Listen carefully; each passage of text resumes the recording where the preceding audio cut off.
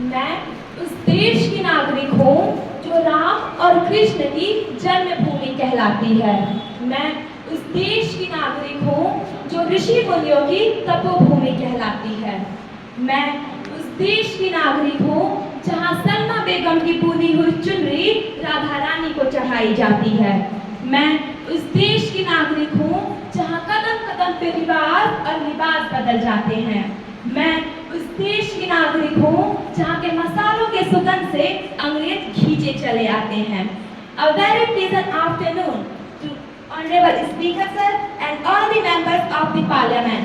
I am Shweta Kushwaha and today my topic is youth, the bright future of India. संपूर्ण भारत में 65% आबादी केवल युवाओं का है। युवा एक उम्र नहीं, एक सकारात्मक सोच है जो हम सबके अंदर किसी न किसी एक रूप में विराजमान है। हम सब इस देश के युवा हैं। हम सब इस देश के युवा हैं। भारत का आने वाला उज्जवल भविष्य है जो आगे चल के डॉक्टर, इंजीनियर, नेता, अभिनेता, डॉक्टर बनकर भारत का प्रतिनिधित्व करेंगे। तब वो दिन दूर नहीं जब भारत विश्व के टॉप डेवलप्ड कंट्री में गिना जाएगा।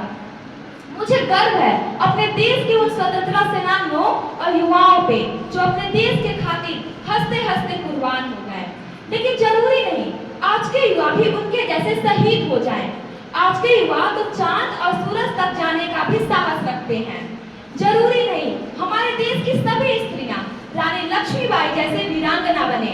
आज की स्त्रियां तो सोफिया और व्योमिका जैसे विमान भी उड़ा सकती हैं।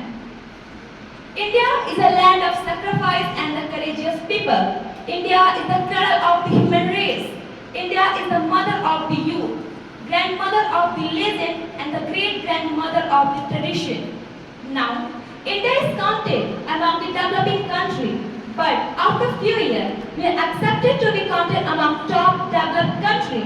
But it's only possible if all the youth of our nation get involved in it with true heart and dedication.